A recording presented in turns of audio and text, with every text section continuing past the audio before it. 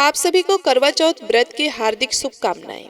आज कार्तिक मास कृष्ण पक्ष की चतुर्थी तिथि है और आज के दिन संकष्टी चतुर्थी के साथ ही करवा चौथ का व्रत भी रखा जाता है। करवा चौथ का व्रत रखने वाली सभी माताओं बहनों को आज के दिन विघ्नहर्ता भगवान गणेश जी की करवा माता की और चौथ माता की पूजा करके व्रत की कथा और आरती भी जरूर पढ़नी और सुननी चाहिए। तो आज के इस वीडियो में आप सुनेंगे चौथ माता की कथा, करवा चौथ माता की कथा और करवा चौथ और चौथ माता की आरती। अगर आपको वीडियो अच्छी लगे तो लाइक जरूर कीजिएगा। पौराणिक कथा के अनुसार एक गांव में एक सेठ सेठानी रहते थे। उनके एक बेटा और एक बहू थी। बहू सबको भोजन करा के फिर स्वयं भोजन करती थी। एक पड़ोसन ऐसी भी थी जो रोज पूछती थी कि बहू आज क्या बनाया है, क्या खाया है। तो बहू कहती थी कि ठंडो बासी। एक दिन उसके पति ने ऐसा सुनकर विचार किया कि आज तो पकवान बनाए जाएं, फिर देखें कि मेरी पत्नी क्या कहती है। उसने तरह तरह के पकवान बनवाए और घर के सभी लोगों ने एक साथ बैठकर भोजन किया। आज भी पड़ोसन ने पूछा तो बहू ने कहा कि ठंडो बासी। सेठ के लड़के ने सोचा, हो ना हो कोई बात अवश्य है जिससे कि मेरी पत्नी ऐसा कहती है। उसने पत्नी से पूछा, तुम रोज ठंडो बासी खाया ऐसा क्यों कहती हो, जबकि हम सब ने एक साथ बैठकर कई तरह के पकवान खाए। उसकी पत्नी बोली, हम जो खा रहे हैं वह बाप दादाओं की कमाई है। जिस दिन आप कमा कर लाओगे उस दिन मैं समझूंगी कि ताजा भोजन कर रहे हैं। अब एक दिन लड़के ने माँ से कहा, मैं एक बड़े शहर में कमाई करने जा रहा हूँ। माँ बोली, बेटा अपने पास इतना धन है कि खाए नहीं खत्म होगा। माँ के मना करने पर भी बेटे ने स्वयं कमाने का दृढ़ निश्चय कर लिया और जाते समय पत्नी से कहा कि मैं जब तक कमाकर बहुत सा धन लेकर ना आऊं तुम चूल्हे की आग मत बुझने देना। एक दिन चूल्हे की आग बुझ गई तो वह मन ही मन घबराने लगी, कहीं मेरे पति पर संकट तो नहीं आन पड़ा। जल्दी से पड़ोसन से आग लाकर चूल्हे में रख दूं। ऐसा विचार करके पत्नी पड़ोस में गई। वहाँ पड़ोसन चौथ माता का व्रत और पूजन कर रही थी। पड़ोसन ने कहा, थोड़ी देर में आकर ले जाना। तो बहू ने पड़ोसन से पूछा, आप यह व्रत क्यों करती हो, इससे क्या मिलता है। पड़ोसन ने कहा कि चौथ माता के इस व्रत को करने से अन्न और लक्ष्मी मिलती है और अपनी मनोकामनाएं पूर्ण होती है। अब वह भी चौथ माता का व्रत करने लगी। दीवार पर उसने चौथ माता का चित्र बनाया। उस दिन घी और गुड़ का चूरमा बनाकर रात्रि को चंद्रमा को अर्घ देकर उसने भोजन किया। ऐसा करते करते बहुत दिन हो गए।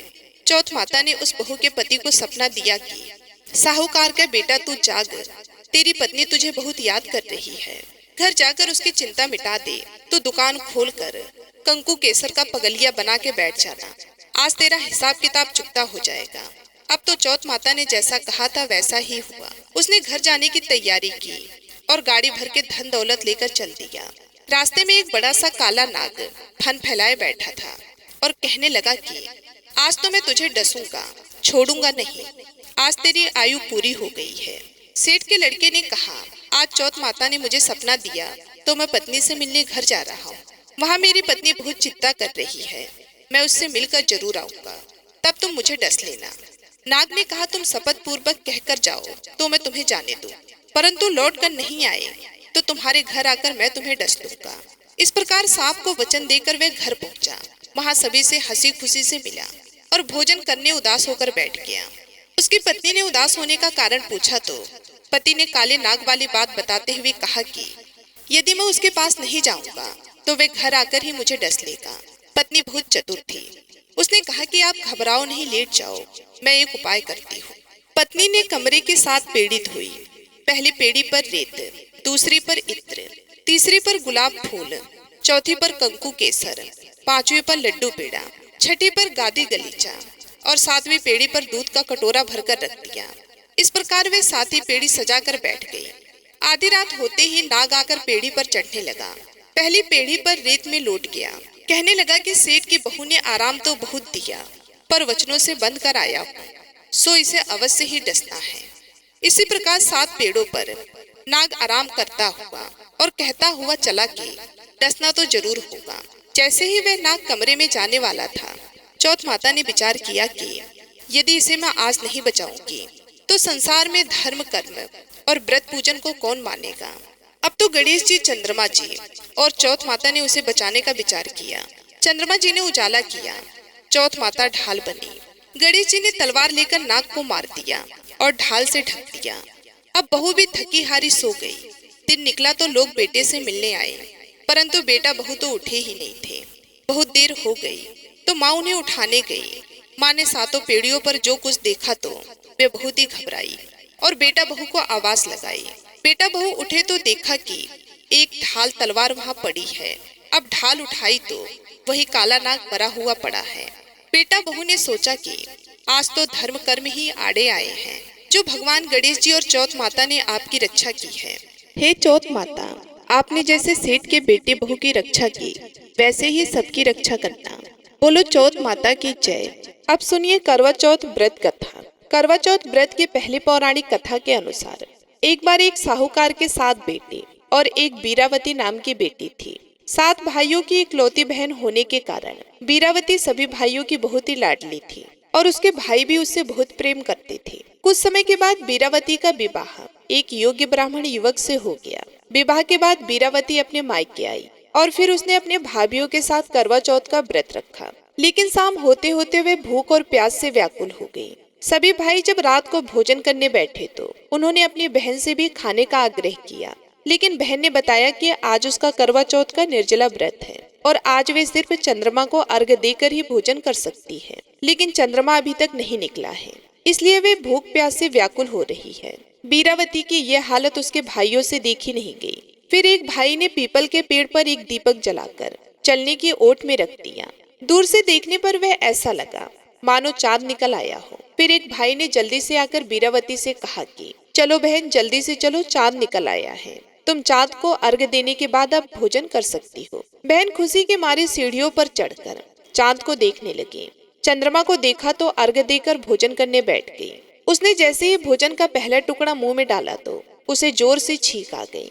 दूसरा टुकड़ा मुंह में डाला तो उस टुकड़े में बाल निकल आया। इसके बाद जैसे ही उसने तीसरा टुकड़ा मुंह में डालने की कोशिश की, तभी उसके ससुराल से बुलावा आ गया कि तुम्हारा पति बहुत गंभीर बीमार है।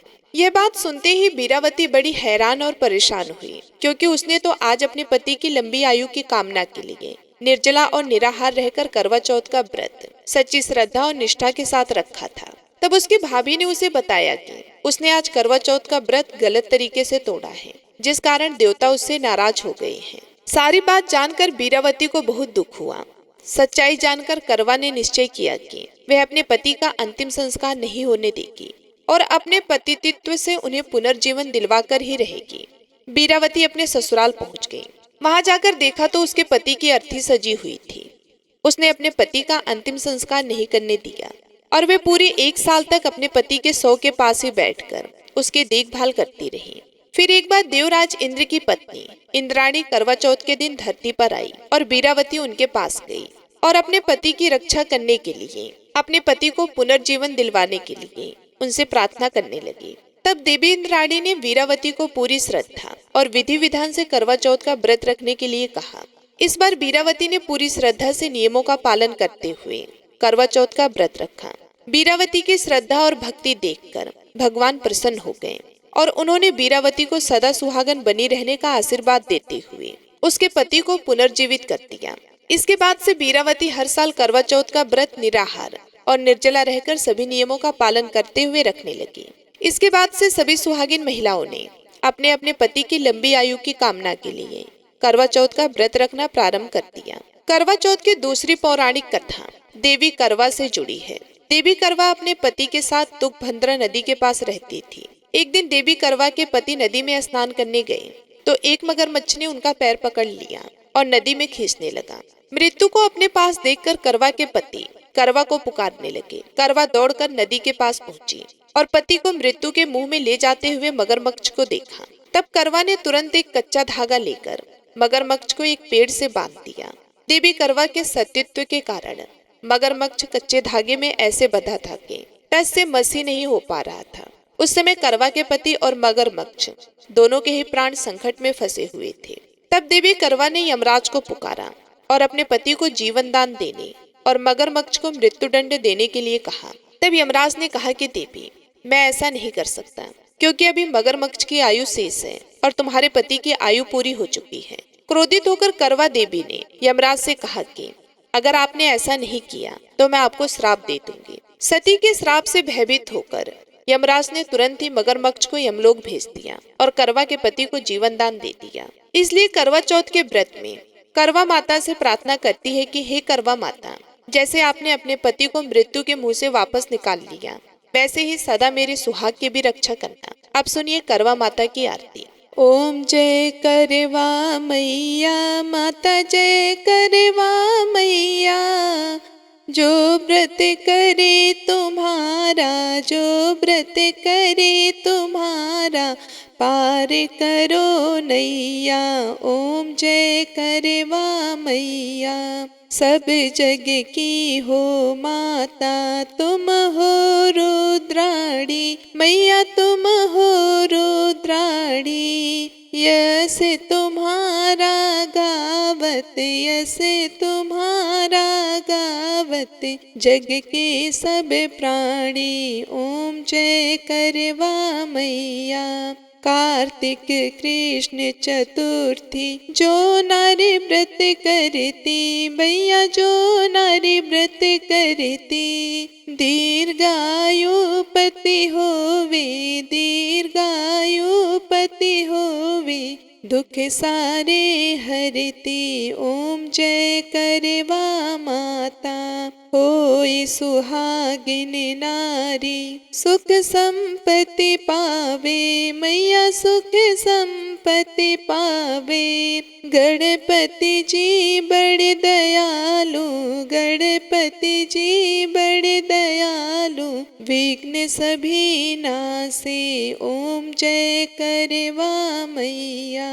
करवा मैया की आरती, व्रत करे जो गावे मैया, व्रत करे जो गावे, व्रत हो जाता पूरन, व्रत हो जाता पूरन, सब विधि सुख पावे।